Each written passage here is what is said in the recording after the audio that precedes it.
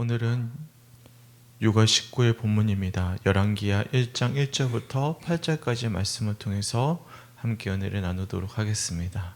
우리가 오랫동안 열왕기상 말씀을 묵상하다가 중간에 베드로 전후서, 오바댜서 말씀을 읽어봤는데요. 이제 오늘부터 또 한 근 2달 정도 길게 열왕기하 말씀을 읽고 묵상하게 됩니다.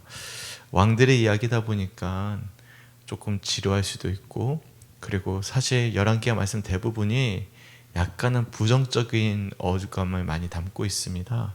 그래서 묵상하기가 참 어렵긴 하지만 우리가 한 절 한 절 말씀을 읽고 묵상하면서 하나님이 과연 우리들에게 어떤 말씀을 주시고자 하시는지 갈망하는 마음으로 함께 말씀을 묵상하셨으면 좋겠습니다.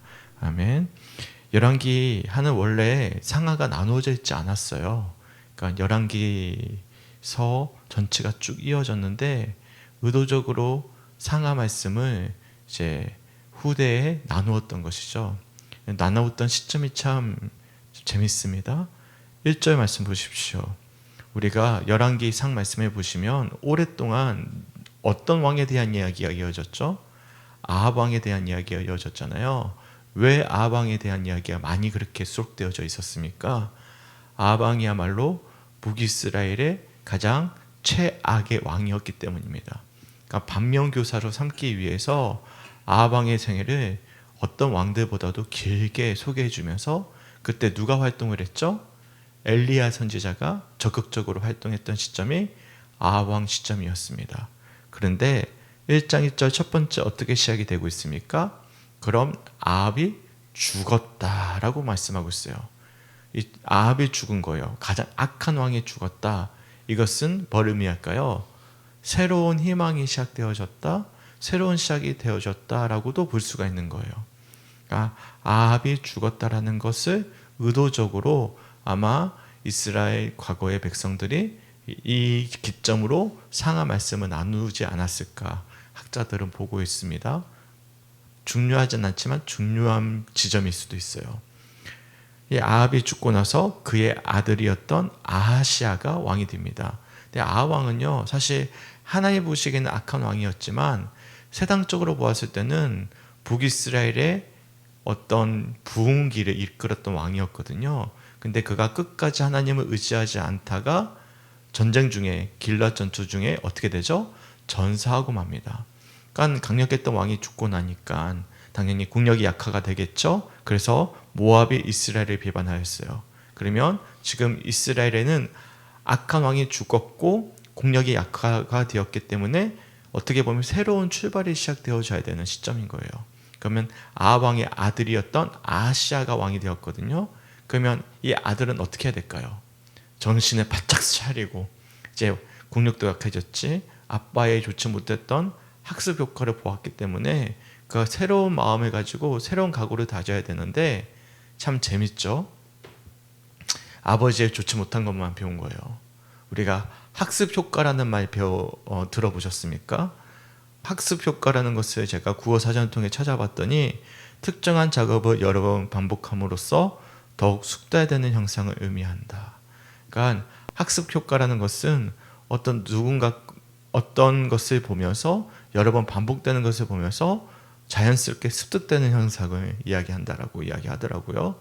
근데 재밌게도 사람은 자연스럽게 학습 효과가 어떻게 이루어지냐면 좋은 것을 보고 배우기보다는 나쁜 것을 보고 배우기 마련입니다.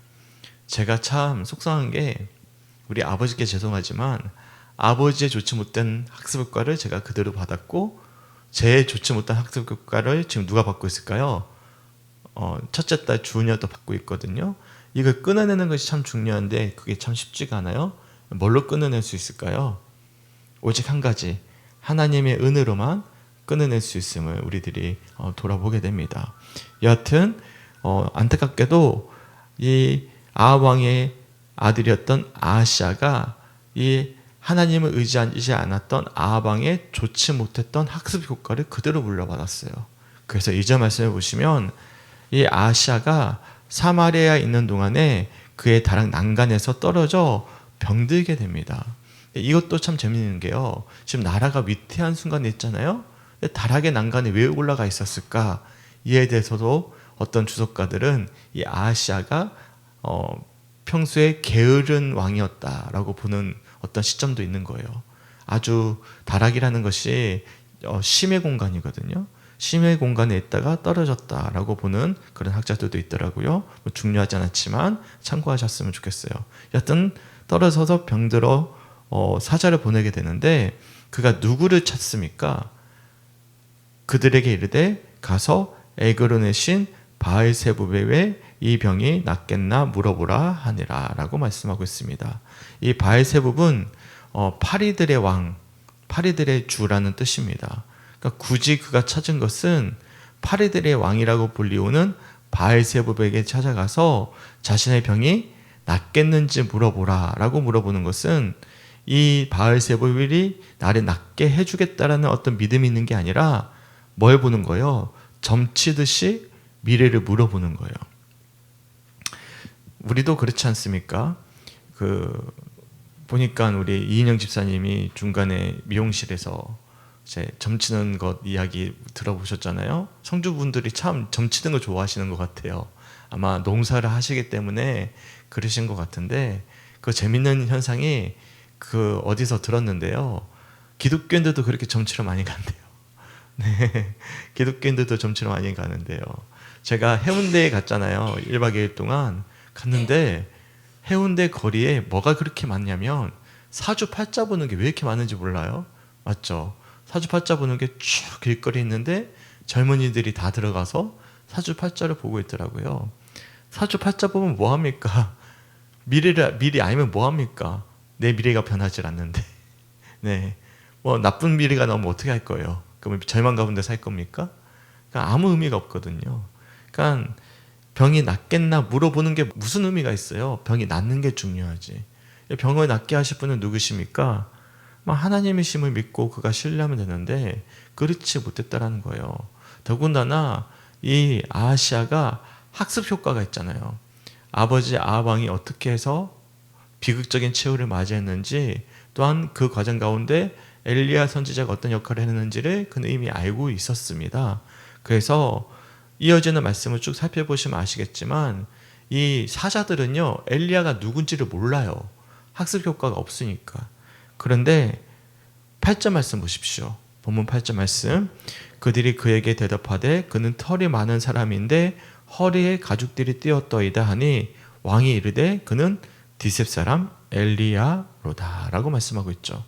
그러니까 털이 많은 또한 허리띠를 띠고 있는 어떤 모양만 말해도 사자들은 그 사람이 누군지를 몰랐는데 아하시아는 단번에 알아보는 거예요. 엘리야를 잘 알고 있는 거예요? 모르고 있는 거예요?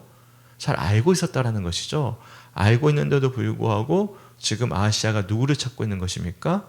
하나님의 사람이었던 엘리야를 찾기보다는 아버지의 좋지 못한 학습 효과를 그대로 물러받아서 누구를 찾고 있는 것이죠? 파리들의 왕이라고 불리우는 그 미래 알아와서 뭐 합니까? 그런 미래를 궁금해서 제 바알세부백에 이 사자를 보낸 것이죠. 그랬더니 3절 말씀 보십시오. 그 사자들이 가는 도중 가운데 엘리야를 만나는데요. 엘리야가 이렇게 이야기합니다. 여호와의 사자가 디셉 사람 엘리야에게 이르되 너는 일어나 올라가서 사마리아 왕의 사자를 만나 그에게 이르기를 이스라엘의 하나님이 없어서 너희가 에그론의 신 바알세부백에 부르러 가느냐.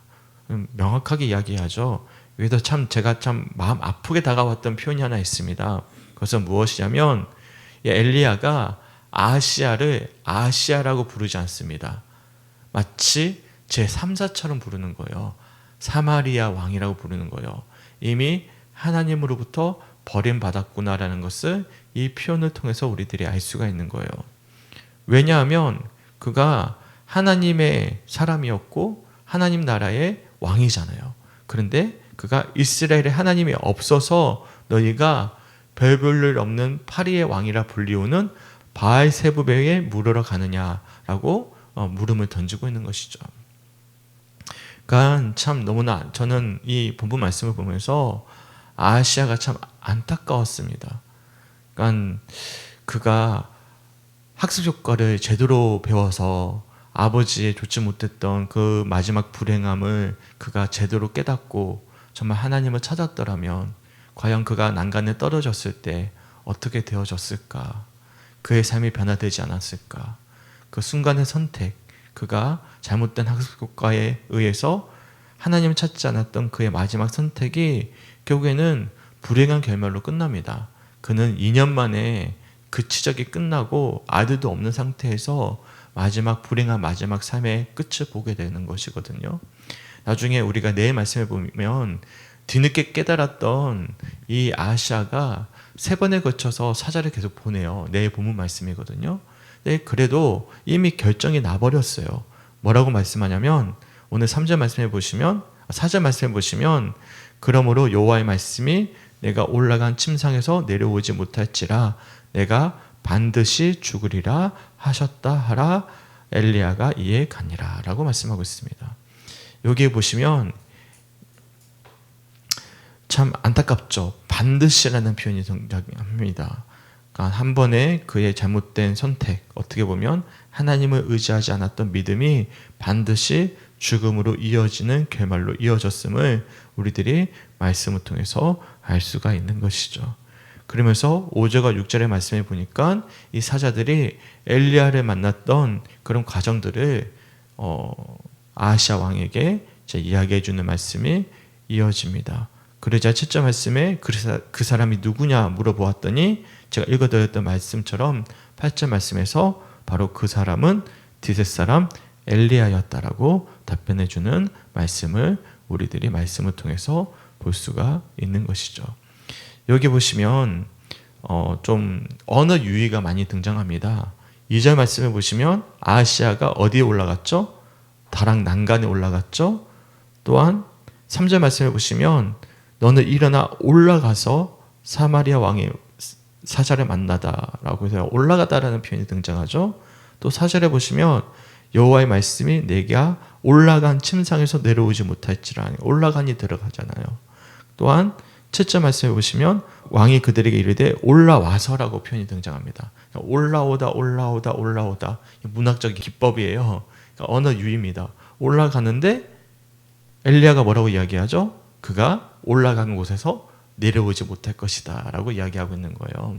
그래서 성경을 보다 보면 이처럼 우리가 발견하지 못하는 언어 유희로서 스스로 올라간 그가 스스로 내려오지 못하는, 결국에 내려오게 되는, 하나님에 의해서 내려오게 되는 비극적인 결말을 맞이하게 되었다는 것을 우리가 이런 어떤 단어의 언어 유희를 통해서도 우리들이 묵상해 볼 수가 있는 것입니다. 소망하기는 오늘 말씀은 우리가 깊이 살펴볼 말씀은 없어요. 아하시아 왕의 어떤 비극적인 결말에 우리가 마주하게 되는 그런 말씀들인데, 저는 어떤 말씀이 묵상이 되어졌냐면 아합이 죽었잖아요. 아합이 죽고 지금 나라가 절망적인 상황 속에서 아하시아가 학습 효과를 제대로 받았으면 정말로 엘리야를 찾아야만 했는데 그가 결국에는 자신이 스스로 올라간 난간에서 스스로 떨어지는 비참한 결말을 마주하게 되는, 그러니까 우상을 의지하면서 그가 마주하는 결말은 결국엔 비참한 결과였다는 사실을 우리들의 말씀을 통해서 묵상해 볼 수가 있는 것입니다. 소망하기는 우리 모든 성축교회 성도들은 스스로 올라가지 않길 원합니다. 그리고 다른 것 의지하지 않으시기 바랍니다. 그리고 정말 우리가 위기의 상황에 정말 우리가 하나님을 의지할 뿐만 아니라 정말 좋은 학습 효과, 그게 뭐죠?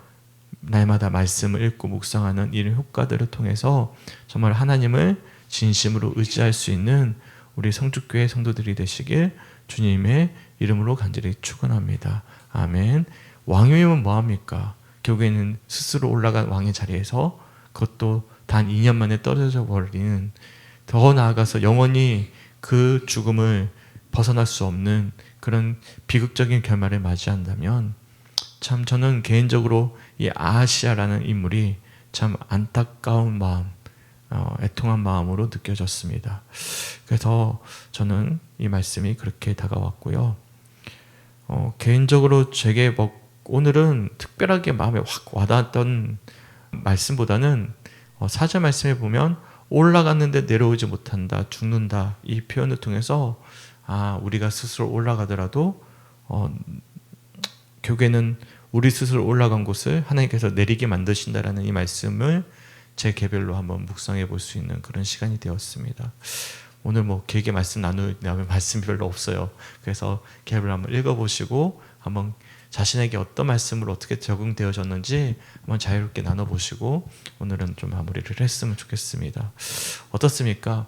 개별로 한번 잠깐 읽어보셨는데 마음에 와닿았던 구절이나 어떤 깨달음이나 나눔이 있으면 한번 자유롭게 나눠주시고 제가 마무리하겠습니다. 네, 장로님. 참 묵상하면 좀 형체가 참 다 있는 것들이고 얼마 싸한 것들이 다 우상이라고 생각하는데 마음의 우상도 참 있다고 생각합니다. 그러니까 하나님과 왕계신 것처럼 어떨 때 보면 정말 하나님 계시나 하는 의심도 하고 이러다 그런 걸 생각할게요. 조금 전에 목사님 말씀하신 것처럼 정말로 저 말씀 읽기와 이 말씀의 묵상이 참 정말로 뭐 하루가 아니라 1시간도 안 빠질 정도로 해야 된다 그런 마음이죠. 감사합니다. 네, 날마다 말씀을 읽는 학습 효과 속에서 하나님을 의지할 수 있는 우리 장로님이 되었으면 좋겠고, 네, 나눠주셔서 감사합니다. 또 혹시 오늘 말씀을 보면서 혹시 개별로 왔던 어떤 특별한 구절이나 은혜가 있으면 나눠주세요. 네. 저는 이게 되게 와닿았는데 네. 이스라엘에 하나님이 없어서라는 단어가 2번이나 나옵니다. 이게 짧은 구절 속에 있어서. 네. 그러네요. 이 하나님의 질투하심도 느껴지고 우리가 삶 속에 살면서 하나님이 계시는데도 불구하고 다른 세상 것들을 막 찾아서 막 묻잖아요. 사람들한테 내가 이런 일이 있는데 어떻게 하면 좋겠나 막 묻잖아요. 그리고 이 아시아가 또 엘리야가 있음을 알아요. 아는데도 불구하고 하나님의 사람이 있는데도 불구하고 하나님의 사람한테 이야기하고 하나님을 의지하기보다는 그 우상한테 묻는 이걸 보면서 하나님이 얼마나 답답하셨으면 엘리야한테 올라가라고 이야기하시잖아요. 그걸 보면서 근데 우리 삶 속에도 이런 게 많거든요. 장로님 말씀하셨듯이 우상이 하나님보다 더 사랑하는 우상인데 그런 것들이 너무 많은 것을 보면서 하나님 참 이 우리의 모습들을 보면서 슬퍼하시는구나 이런 마음이 느껴졌어요. 네, 감사합니다. 오늘은 저보다 더 탁월한 설교를 하신 것 같습니다. 너무나 귀한 묵상해 주셨고요. 그래요, 하나님이 없어서라는 말이 2번이나 반복이 되네요. 저도 못 봤는데 하나님의 질투하심, 하나님은 우리를 질투하신다는 사실을 기억하셔야 돼요. 왜 질투할까요? 사랑하시니까. 저 다른 여자가 누군가가 어떤 남자가 좋아한다고 저 질투하지 않습니다. 근데 어떤 누군가가 저희 아내를 사랑하면 저는 불이 뜨시 질투가 날 것 같습니다. 그런 의미죠. 하나님의 질투하심, 이런 어떤 표현들을 통해서 또한 엘리야를 찾지 아니하는 그런 아시아의 모습을 한탄해야 하는 그런 모습들, 아주 귀한 묵상해 주셔서 너무나 감사하고 오늘 저보다 더 탁월하게 이렇게 잘 정리해 주셔서 너무나 감사합니다. 또 혹시 나눠주실 분 계십니까? 저는 올라가는 거기서 마음이 왔는데 여기 다 욕심 때문에 내 욕심 때문에 하나님 말씀에 기다리지 않고 올라가는 거 내가 전부 다 욕심 때문에 그런 것 같고요. 어저께 예배 드리고 가는데 갑자기 엄청 감사했어요. 요거 하면서도 감사했지만 내가 이게 아니고 지금 이 세상에서 그래도 하나님 잘 못하지만 하나님만 쳐다보고 간다는 거 주저앉지 않고 내가 힘들고 어려워도 하나님 한 분만을 쳐다보고 간다는 게 어저께 하루 종일 감사했어요. 제가 처음에 우리 교회 왔을 때 이민숙 권사님이 지금보다 훨씬 더 건강이 안 좋았어요. 네, 그때는 정말 귀도 많이 아프셨고, 맞죠? 네, 말은 지금보다 훨씬 더 잘 못하셨고, 근데 사실 지금도 우리 권사님이 몸이 약하시거든요. 그럼에도 불구하고 아시아와는 전혀 다른 삶을 살아내고 있는 감사함이 있는 것. 점치러 간다라는 것은 본래적으로 뭘 가지고 있을까요? 염려와 근심이 있다라는 거잖아요. 그러니까 점치지 않겠습니까? 근데 우리는 점칠 이유가 없어요. 왜요? 우리 곁에 누가 계시기 때문이죠. 네, 권사님 감사해요. 제가 설교할 수 있도록 도와주셔서 네, 감사함이 있기 때문이죠. 네, 누구 찾을 이유가 하나도 없는 거예요. 우리 곁에는 누가 있어요? 아시아 곁에는 엘리야가 멀리 있었지만 지금 우리 곁에는 누가 계시죠? 가까이 우리 예수님이 계신다라는 것. 네, 너무나 감사합니다. 혹시 다른 분들 중에 또 나눠주실 분 계십니까? 혹시 이태욱 권사님 좀 나눠주실 분 있으십니까? 저도 저를 생각해 보니까 하나님 앞에 저가 막 힘들고 이럴 때 막 옆에 사람들한테도 힘들다고 이야기를 했는데 그렇게 하지 말고 하나님한테 먼저 기도를 해야 되겠다. 참 이게 참 중요하겠죠. 네, 사람에게 물어보고 의지하는 것도 중요하죠. 근데 이것도 중요하긴 해요. 아프면 아프다고 중보기도를 요청을 하시는 건 맞는데 정말 우리가 근원적으로는 하나님을 의지해야 된다라는 것. 네, 너무나 귀한 나눔 해주셔서 감사합니다. 혹시 사모님은 혹시 있으신가요? 네, 저는 왕의 사자가 조금 눈에 띄었는데요. 네, 왕의 사자는 그냥 심부름꾼이잖아요. 네, 그 왕이 바알세불을 가라 그러면 바알세불을 갔다가 또 그럴 수 있는데 이 사람들이 엘리야가 중간에 얘기했을 때 왕의 말을 끝까지 듣지 않고 또 돌아가서 그 왕에게 전하잖아요. 엘리야의 말씀은. 네, 그래서 이 사람들을 보면서 우리가 하나님 앞에 어떤 심부름꾼이 돼야 되는가 이런 좀 묵상을 해보았어요. 그래서 사람의 말을 듣지 않고 하나님의 말씀을 듣고 움직이는 그런 심부름꾼이 돼야 되겠다 이런 말씀 네, 묵상해봤습니다. 감사합니다. 우리 사모님 묵상은 내 말씀과도 연관이 돼요. 이제 내 이렇게 말씀을 들은 사자들이 3번에 걸쳐서 엘리야를 찾아갑니다. 예, 그거는 내일 우리가 또 묵상하게 되는데 우리가 정말로 하나님의 사자로서 역할을 잘 감당할 수 있는 또 하나님을 진정으로 의지할 수 있는 우리 성주교회 성도들이 되었으면 좋겠습니다. 오늘 처음으로 새벽기도에 우리 방 집사님도 오셨는데 혹시 가능하실까요? 아니면 넘어갈까요? 네, 오케이, 괜찮습니다. 다 안 하셔도 돼요. 부담스러우면 안 하셔도 되고요. 너무 감사해요. 저는 왜 새벽에 이렇게 나누게 되냐면 조금 시간이 길어지긴 하잖아요. 나누다 보면. 그런데 제가 못 보는 부분도 보게 되고 더 풍성해지는 것 같아요. 그러니까 오늘 같은 경우에는 저도 사실 오늘 새벽에 좀 빨리 일어났거든요. 3시에 일어나서 수요일 말씀을 막 열심히 준비하다 왔어요. 그러다 보니까 오늘 본문이 눈에 확 안 들어오더라고요. 그래가지고 제가 놓친 부분들이 여러 있었는데 사실 감사하게도 우리 성도님들이 쭉 제게 이렇게 나눠주시는 것에 더 풍성해지는 것 같습니다. 그러니까 말씀이라는 것은 저는 그렇게 생각해요. 감리교의 정신인데 평신도 설교자를 통해서 감리교는 부흥이 됐거든요. 그러니까 감리교의 정신은요 일방적이지 않습니다. 소통하는 것에 있다라고 저는 생각을 해요. 그러니까 우리는 다 왕 같은 제사장입니다. 그러니까 말씀을 보실 때 어떤 마음으로 말씀을 보셔야 되냐면 수동적인 자세로서 목회자에게 의지하는 마음으로만 말씀을 볼 것이 아니라 내가 또 다른 설교자다.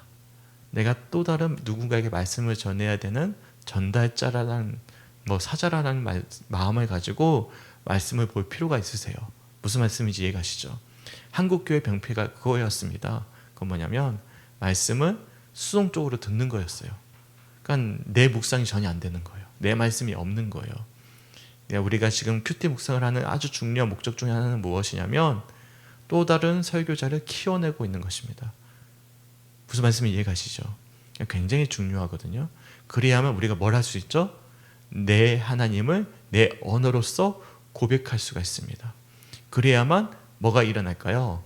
영적인 성장과 성숙이 내 하나님의 고백으로서 이루어진다는 사실을 기억할 수 있는 우리 성주교회 성도들이 되었으면 좋겠습니다. 네, 보시면 이미 훈련이 많이 되어 계셔요.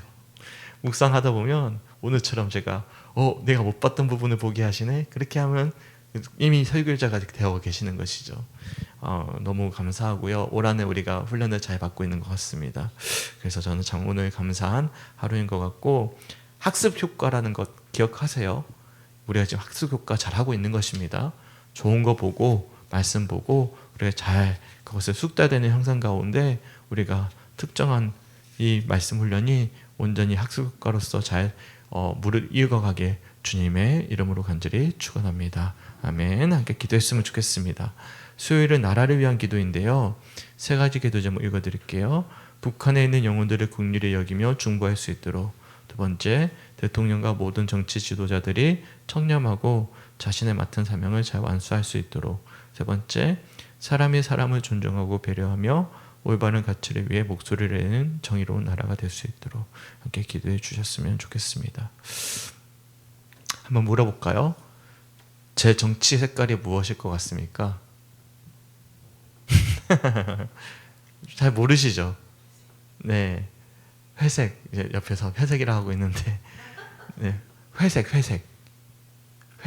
검은색도 아니고 흰색도 아니고, 네, 그러니까 중간이라는 거죠. 네, 무슨 말이냐면 저는 우리 교회에서 정치 색깔 이야기를 하지 않습니다.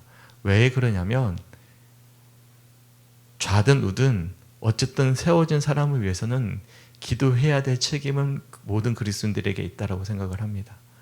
네, 사실 정치에는 선이 없거든요. 최악에서의 선을 찾을 뿐이지. 그래서 저는 정치 색깔을 이야기하지 않아요. 제가 무슨 말씀을 드리냐면 대통령이 마음에 들든 안 들든 우리는 기도해야 될 책임이 있다라는 것이고, 그래야만 하나님께서 그 마음을 만져주실 것이라 저는 생각을 합니다. 무슨 말인지 이해가십니까? 그러니까 저는 정치 색깔을 이야기하지 않는 이유가 제 색깔이 없어서가 아니라 어쨌든 세워진 대통령이면 우리가 그를 위해서 기도해야 될 필요성이 있어요. 그것이 그리스도인들에게 주어진 의무이자 책임감이라고 저는 생각을 합니다. 그래서 기도해 주셨으면 좋겠습니다. 사실 지금 되게 어렵거든요, 우리나라가. 네, 사실 저 3딸 키우잖아요.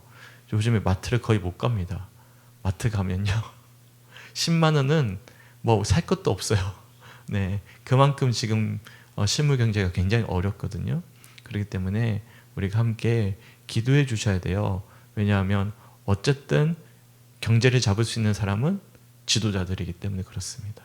네, 그래서 우리가 대통령을 비롯한 정치인들이 나라를 잘 치리할 수 있도록 색깔을 떠나서 우리가 함께 대통령을 위해서 기도해 주셨으면 좋겠습니다. 그리고 한 가지 명심해 줄 것은요, 교회 내에서 절대 정치 이야기하지 마십시오. 정치 이야기하면 선과 악으로 구분이 됩니다. 네, 제가 다시 한 번 더 강조드립니다. 감사하게도 우리 성도님들이 제 이야기를 잘 따라주셔서 교회 내에서 정치 이야기 하지 않으시거든요. 하면 절대 하나 될 수 없습니다. 정치는요. 그렇기 때문에 항상 기억해 주시고 일단 우리가 마음에 담아두고 기도해 주셨으면 좋겠습니다. 아멘. 제가 왠지 모르게 오늘은 좀 강조해 드리고 싶어서 제가 오늘은 좀 말씀 한번 드려봅니다. 우리 교회는 정치 색깔 이야기를 하지 않는다.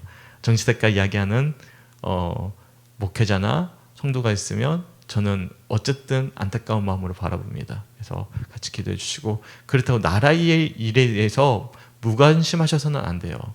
네, 아픈 일 있으면 같이 아파해 주셔야 되고, 웃어야 될 일 있으면 웃어야 되고, 우리가 이야기를 해야 될 일이 있으면 이야기는 해야 되지만 기본적인 바탕은 기도해야 된다는 사실을 기억할 수 있는 우리 모두가 되셨으면 좋겠습니다. 함께 기도하겠습니다. 주님, 너무나 감사합니다.